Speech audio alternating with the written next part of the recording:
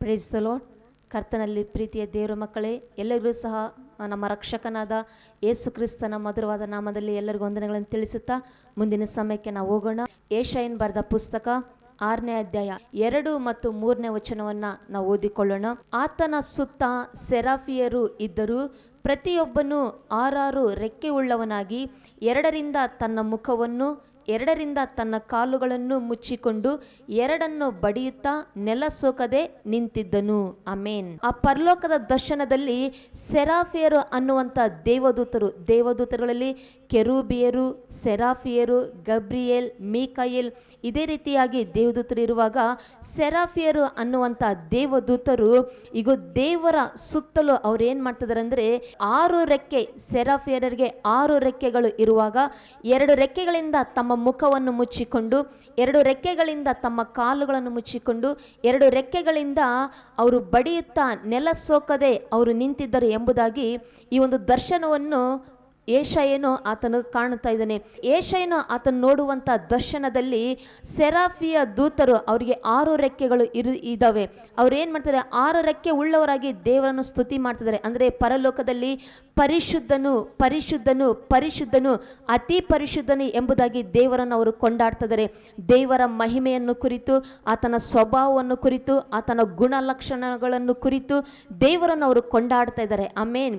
6 ರೆಕ್ಕೆಗಳು ಇರುವಂಥ ದೇವದೂತರು 2 ರೆಕ್ಕೆಗಳಿಂದ ತಮ್ಮ ಮುಖವನ್ನು ಮುಚ್ಚಿಕೊಂಡಿದ್ದಾರೆ. ಹಲ್ಲೆಲೂಯಾ. ನಾವು ಈ 2 ರೆಕ್ಕೆಗಳಿಂದ ಮುಖವನ್ನು ಮುಚ್ಚಿಕೊಳ್ಳುವಾಗ, 2 ರೆಕ್ಕೆಗಳಿಂದ ತಮ್ಮ ಕಾಲುಗಳನ್ನು ಮುಚ್ಚಿಕೊಳ್ಳುವಾಗ, 2 ರೆಕ್ಕೆಗಳಿಂದ ಅವರು ಬಡಿಯುತ್ತಾ ನೆಲ ಸೋಕದೆ ನಿಂತಿರುವಾಗ, ಈ ಒಂದು 6 ರೆಕ್ಕೆಗಳನ್ನು ನಾವು ಆತ್ಮಿಕವಾಗಿ ನಾವು ಆಲೋಚನೆ ಮಾಡೋದಾದರೆ 2 ರೆಕ್ಕೆಗಳಿಂದ ತಮ್ಮ ಮುಖವನ್ನು ಮುಚ್ಚಿಕೊಂಡಿದಂತೆ ದೇವದೂತರು. ಅಂದರೆ ನೋಡುವವರಿಗೆ ಯಾರಾದರೂ ಈಗ ಆ ದೇವದೂತರು 2 ರೆಕ್ಕೆನ ತಮ್ಮ ಮುಖವನ್ನು ಮುಚ್ಚಿಕೊಳ್ಳುವಾಗ ನೋಡುವವರಿಗೆ ನಾವು ಕಾಣಿಸಬಾರ್ದು, ಬದಲಾಗಿ ದೇವರೇ ಕಾಣಿಸಬೇಕು ಎಂಬುದಾಗಿ. ಇದರ ಅರ್ಥ ನಾವು ನೋಡೋದಾದರೆ ಈಗ ನಾವೇನು ಮಾಡಬೇಕಂದ್ರೆ ನಮ್ಮ ಜೀವಿತದಲ್ಲಿ ನಾವುಗಳು ಸಹ ನಮ್ಮನ್ನು ನಾವು ತೋರಿಸ್ಕೊಳ್ಳೋದಲ್ಲ, ನಮ್ಮನ್ನು ನಾವು ಪಬ್ಲಿಸಿಟಿ ಮಾಡ್ಕೊಳ್ಳೋದಲ್ಲ, ನಮ್ಮನ್ನು ನಾವು ಪ್ರಚುರಪಡಿಸೋದಲ್ಲ, ಬದಲಾಗಿ ದೇವರನ್ನೇ ನಾವು ತೋರಿಸುವವರಾಗಿರಬೇಕು. ಕೊಲಸ್ಸೆ ಬರೆದ ಪುಸ್ತಕ 3ನೇ ಅಧ್ಯಾಯ 17ನೇ ವಚನದಲ್ಲಿ ನಾವು ನೋಡೋದಾದರೆ, ನಿಮ್ಮ ನಡೆಯಿಂದಾಗಲಿ ನುಡಿಯಿಂದಾಗಲಿ ಏನು ಮಾಡಿದರೂ ಎಲ್ಲವನ್ನು ಯೇಸು ಕ್ರಿಸ್ತನ ಹೆಸರಿನಲ್ಲೇ ಮಾಡಿರಿ ಎಂಬುದಾಗಿ ದೇವರ ವಾಕ್ಯ ನಮಗೆ ತಿಳಿಪಡಿಸ್ತದೆ. ಇದರರ್ಥ ನಾವು ದೇವರನ್ನು ಮಹಿಮೆ ಪಡಿಸಬೇಕು ಎಂಬುದಾಗಿ. ಹಲ್ಲೆಲೂಯಾ. ಆ ಸೆರಾಫಿಯರು ಯಾವ ರೀತಿಯಾಗಿ 2 ರೆಕ್ಕೆಗಳಿಂದ ತಮ್ಮ ಮುಖವನ್ನು ಮುಚ್ಚಿಕೊಂಡು ಅವರು ದೇವರನ್ನೇ ಮಹಿಮೆ ಪಡಿಸಿದರು, ಅದೇ ರೀತಿಯಾಗಿ ನಾನು ಮತ್ತು ನೀನು ಸಹ ನಮ್ಮ ಆತ್ಮೀಯ ಜೀವಿತದಲ್ಲಿ, ನಮ್ಮ ಈ ಕ್ರಿಸ್ತಿಯ ಜೀವಿತದಲ್ಲಿ ನಾವುಗಳು ಸಹ ದೇವರನ್ನು ಪ್ರಕಟಪಡಿಸುವುದಾದರೆ, ನಾವುಗಳು ಸಹ ದೇವರನ್ನು ಪ್ರಚುರಪಡಿಸುವುದಾದರೆ, ನಾವುಗಳು ಸಹ ದೇವರನ್ನು ಮಹಿಮೆ ಪಡಿಸುವುದಾದರೆ ದೇವರು ನಮ್ಮನ್ನು ಅತ್ಯಧಿಕವಾಗಿ ಆಶೀರ್ವಾದ ಮಾಡೋರಾಗಿದ್ದಾರೆ. ಕರ್ತನಾದ ಯೇಸು ಸ್ವಾಮಿ ಆತನು ಈ ಲೋಕದಲ್ಲಿ ಇರುವಾಗ ತನ್ನನ್ನು ತಾನು ಪ್ರಕಟಪಡಿಸಿಕೊಳ್ಳಿಲ್ಲ, ಬದಲಾಗಿ ತಂದೆಯಾದ ದೇವರನ್ನೇ ಆತನು ಮಹಿಮೆ ಪಡಿಸಿದನು, ತಂದೆಯಾದ ದೇವರನ್ನೇ ಆತನು ಪ್ರಕಟಪಡಿಸಿದನು. ಹಲ್ಲೆಲೂಯಾ.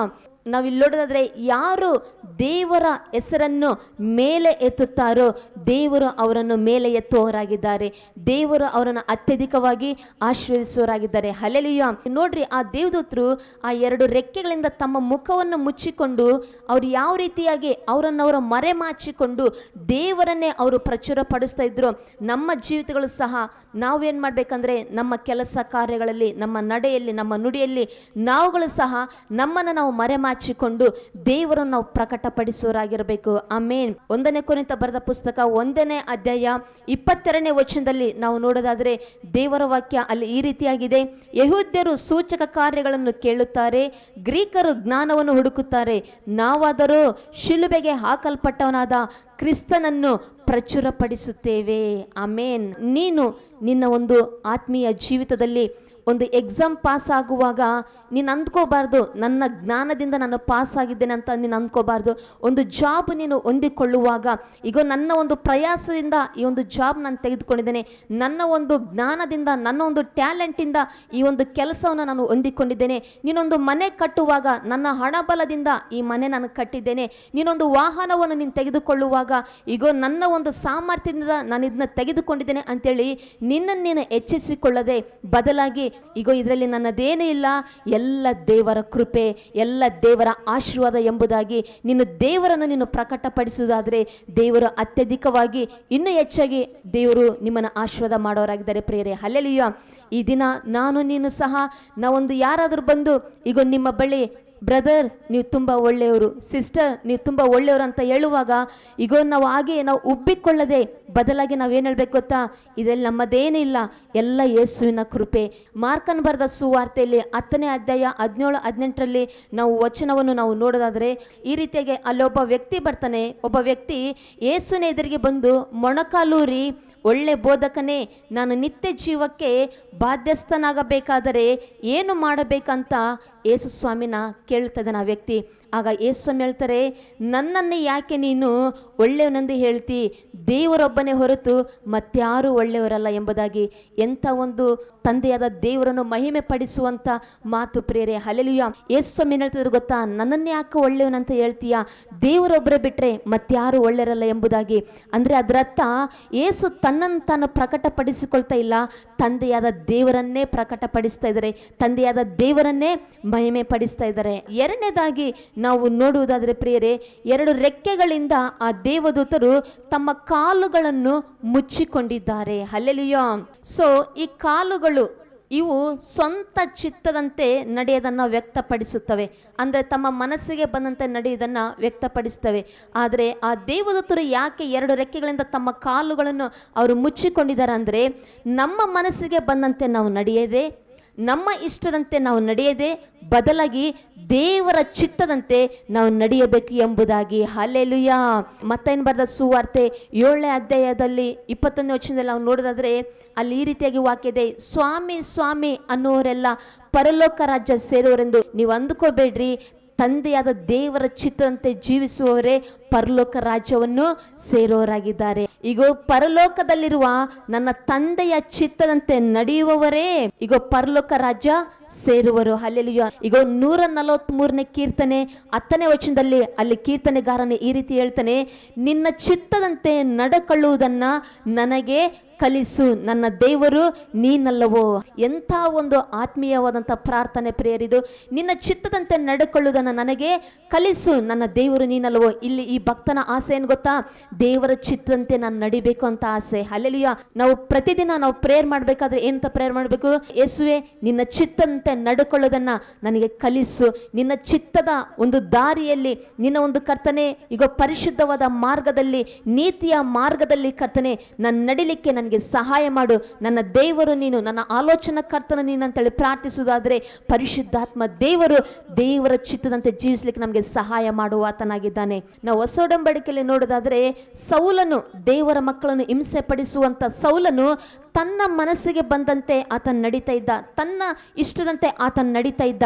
ಆದರೆ ಯಾವಾಗ ಕರ್ತನಾದ ಯೇಸು ಕ್ರಿಸ್ತನನ್ನು ಅಂಗೀಕರಿಸಿದ್ನೋ, ರಕ್ಷಕನನ್ನಾಗಿ ದೇವರನ್ನಾಗಿ ಅಂಗೀಕರಿಸಿದ ನಂತರ, ಪೌಲನಾಗಿ ಮಾರ್ಪಟ್ಟ ನಂತರ ದೇವರ ಚಿತ್ತದಂತೆ ಆತನು ನಡೆದನು, ಸೇವೆಯನ್ನು ಮಾಡಿದನು.